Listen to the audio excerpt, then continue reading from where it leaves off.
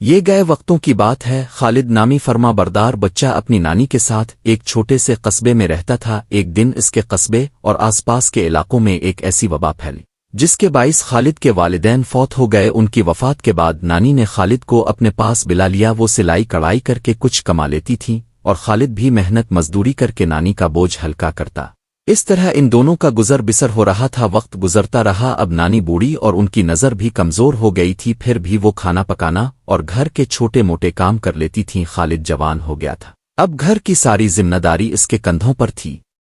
گرمی کے دن تھے، خالد کھیت میں ایک کسان کے پاس مزدوری کر رہا تھا کہ گرمی کے سبب اس کو چکر آیا اور وہ وہیں گر پڑا۔ کسان فوراً خالد کو حکیم کے پاس لے گیا۔ حکیم نے اس کا معائنہ کر کے دوا دی۔ دوا کھانے سے اس کی طبیعت بہتر تو ہو گئی، لیکن وہ کافی کمزور ہو گیا تھا۔ حکیم نے مشورہ دیا کہ خالد 1 ماہ تک کوئی محنت مشقت والا کام نہ کرے۔ گھر میں رکھا ہوا اناج اور پیسے بھی آہستہ آہستہ ختم ہو رہے تھے۔ خوراک نہ ملنے پر خالد کا پالتو کتا اور بلی بھی کمزور ہو گئے تھے۔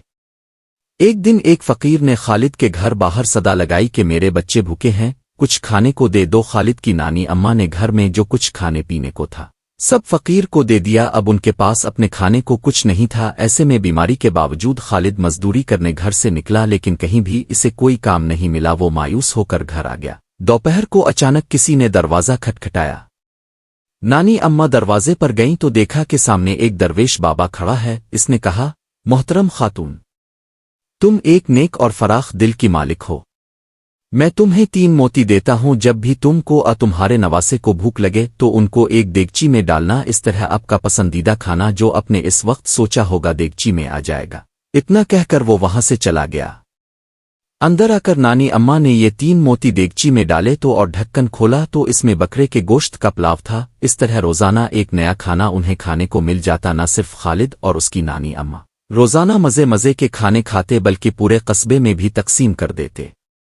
ایک دفعہ وہی بزرگ نانی اماں کے خواب میں آئے اور کہا کہ اے نیک دل عورت، قصبے کے لوگوں کو کھانا کھلانے سے بہتر ہے کہ تم ان کے لیے روزگار کا بندوبست کرو۔ ابھی اٹھ کر یہ 3 موتی اپنی بڑی صندوق میں رکھو۔ صبح صندوق کھولو گی تو وہ سکوں سے بھری ہوئی ہوگی۔ ان سکوں سے سامان خرید کر ایک بڑی دکان کھول لینا اور قصبے کے کچھ ضرورت مندوں کو وہاں کام پر رکھ لینا۔ دکان سے خوب برکت ہوگی۔ اپنے نواسے سے کہنا کہ قصبہ میں ایک بڑا کارخانہ لگائے، اس سے لوگوں کو روزگار ملے گا۔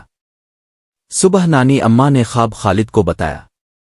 دونوں نے کمرے میں جا کر صندوق کھولا تو واقعی وہ سکوں سے بھرا ہوا تھا۔ خالد اسی وقت شہر گیا اور دکان کے لیے بہت سارا سامان خرید کر لے آیا اور قبضے میں دکان کھول لی۔ گاؤں کے لوگوں کو دکان پر بٹھایا، یوں ان کو بھی روزگار مل گیا۔ 6 ماہ بعد خالد نے قصبے میں ایک بڑا کارخانہ لگوایا۔ اس طرح پورے قصبے کے بے روزگار لوگوں کو روزگار مل گیا۔ لوگ خوشحال زندگی گزارنے لگے۔